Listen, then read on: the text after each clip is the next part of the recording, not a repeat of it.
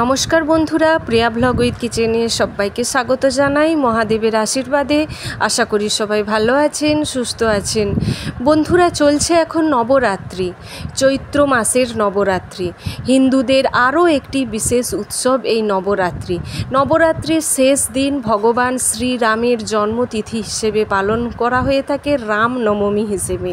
এই রামনবমী তিথিতে কি কি কাজগুলো করবেন, কি কি কাজগুলো করবেন না, কোন উপায়ে ভগবান শ্রীরামকে প্রসন্ন করতে পারবেন, তার সাথে জানাবো নবরাত্রি চলাকালীন যে কোনো একটি দিন, যে কোনো একটি কুমারী মেয়েকে যদি এই জিনিস আপনারা দান করতে পারেন, আপনাদের মায়ের আশীর্বাদে সেই দান 10 গুণ হারে আপনাদের সংসারে ফিরে আসবে। তার সাথে সাথে নবরাত্রি চলাকালীন যে কোনো একদিন ছোট্ট একটি উপায় বা রামবাণ টোটকা করুন আপনাদের বাড়ির অরা বা পজিটিভ ঊর্জা বজায় রাখার জন্য, নেগেটিভ ঊর্জাকে চিরতরে বাড়ি থেকে দূর করে দেওয়ার জন্য। তো বন্ধুরা, আসুন ভিডিওটি শেষ পর্যন্ত দেখুন। আশা করছি ভিডিওটি আপনাদের অনেক উপকারে আসবে। ভিডিও যদি ভালো লেগে থাকে অবশ্যই ভিডিওর শেষে একটি লাইক করে জয় শ্রীরাম বলে কমেন্ট করতে ভুলবেন না। নতুন বন্ধু যারা আছেন অবশ্যই বলবো চ্যানেলটি সাবস্ক্রাইব করে পাশে থাকবেন। এই ধরনের নিত্য নতুন ছোটোখাটো পুজো উপলক্ষে কিছু টোটকা, টিপস, রামবাণ টোটকা পাওয়ার জন্য। তো বন্ধুরা, রামনবমী সকলেই জানেন যে শ্রীরাম হলেন নারায়ণের 7ম অবতার। ভগবান শ্রীরামের জন্মতিথি হিসেবে রামনবমী তিথি পালিত হয়ে থাকে। এই রামনবমীর দিন অর্থাৎ পালিত হয় চৈত্র মাসের শুক্লপক্ষের নবমী তিথি, যেটা শুরু হয়ে যাচ্ছে কিন্তু বন্ধুরা 5ই এপ্রিল শনিবার সন্ধ্যে 7:28 থেকে, কিন্তু উদয় তিথি হিসেবে পালিত হবে 6 এপ্রিল রবিবার। এই দিন আপনাদের পুজো করার সবথেকে শুভ সময় হলো সকাল 11:08 থেকে শুরু হবে, শেষ হবে দুপুর 1:39 পর্যন্ত। এই সময়ে আপনারা কি কি কাজগুলো করবেন, কিভাবে ভগবান শ্রীরামকে প্রসন্ন করবেন, কি কি কাজগুলো করবেন না ভুলেও আগে জেনে নিন। বন্ধুরা, এই দিন প্রথম কাজ হলো সকলেই এই দিন অনেকে উপোস, ব্রত উপোস ইত্যাদি করে থাকেন। যারা করতে পাচ্ছেন না অবশ্যই আপনারা নিরামিষ আহার গ্রহণ করবেন। এই দিন ভুলেও আপনারা আমিষ জাতীয় খাবার গ্রহণ করবেন না। এই দিন ক্ষৌরকর্ম, নখ, চুল, দাড়ি ইত্যাদি কাটবেন না। এই দিন কখনো কাউকে তিরস্কার করবেন না, কখনো কাউকে দূর দূর করে বাড়ি থেকে তাড়িয়ে দেবেন না, কখনো কাউকে অযথা অপমানজনক কথাবার্তা বলবেন না। এই বিশেষ কাজগুলো করবেন না। আর কোন কাজগুলো করবেন, সকলকে সম্মান দিন, বাড়িতে যারা গুরুজন আছে সম্মান দিন, ছোটদের ভালোবাসা, স্নেহ, আদর দিয়ে পরিবারকে সুন্দর করে রাখুন। আপনারা এমনিই ভগবান শ্রীরামের আশীর্বাদ পেয়ে যাবেন। তার সাথে কি করবেন, সকলের বাড়িতে যদি রামের মূর্তি থেকে থাকে পঞ্চামৃত দিয়ে অভিষেক করবেন। হলুদ রঙের ফুল দিতে এই দিন ভুলবেন না, হলুদ রঙের মালা অর্পণ করবেন। অবশ্যই ফুল, ফল ইত্যাদি তো অর্পণ করবেনই, তার সাথে তুলসী পাতা অর্পণ করতে ভুলবেন না। ভগবান শ্রীরামের পুজোর সাথে সাথে শ্রী হনুমানকেও অবশ্যই পুজো করবেন এই দিন। তিনিই ছিলেন পবনপুত্র হনুমান, অর্থাৎ শ্রীরামের খুব কাছের একজন ভক্ত।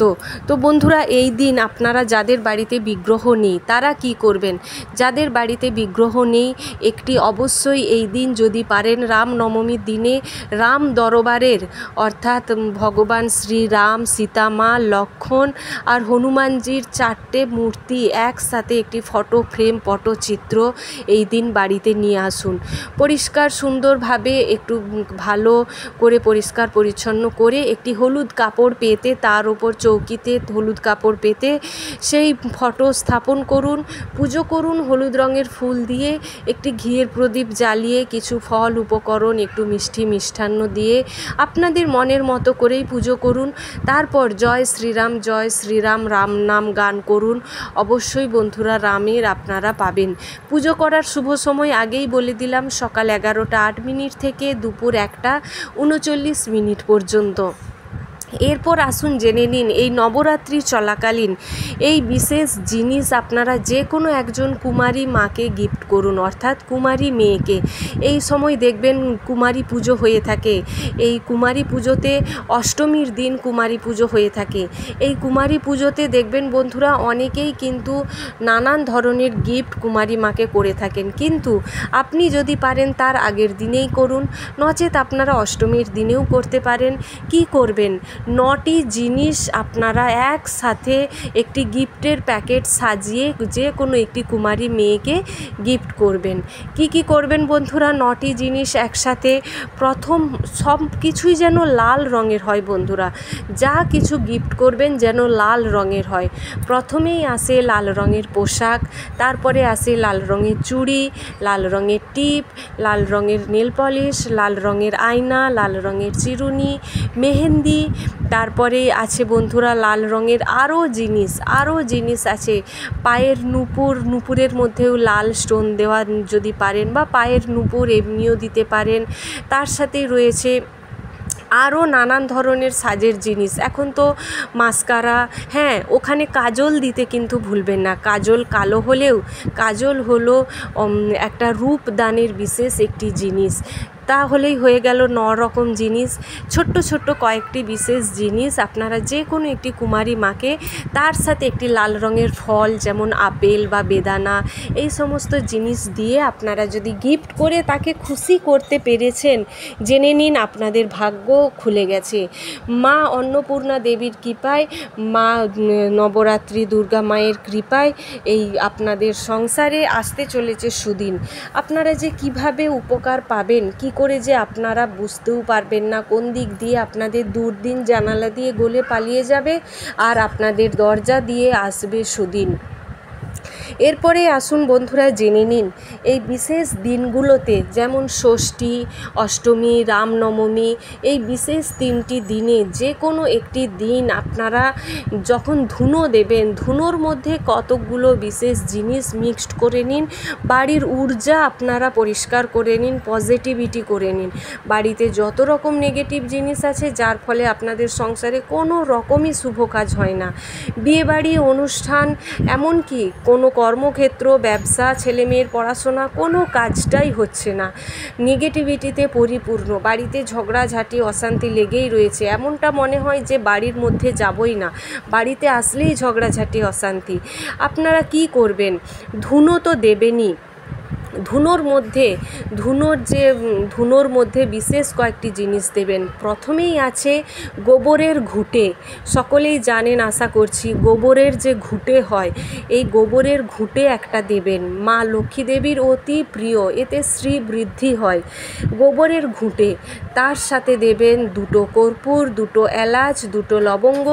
যদি দুটো করে দেন সব কিছুই 2টো করে দেবেন, যদি একটা করে দেন সব কিছুই একটা করে দেবেন। যেমন কর্পূর, এলাচ, লবঙ্গ, ঘুঁটে একটা দিলেই হবে বড় সাইজের, তার সাথে কর্পূর 2টো, এলাচ 2টো, লবঙ্গ 2টো। তারপরে দেবেন তার উপরে 1 চিমটে মতো হলুদের গুঁড়ো ছড়িয়ে দেবেন, 2টো তেজপাতা পরিষ্কার দিয়ে দেবেন, তার সাথে হলুদের গুঁড়ো দিয়ে দেবেন, আর একটু ধুনো দিয়ে ওটা জ্বালিয়ে নেবেন।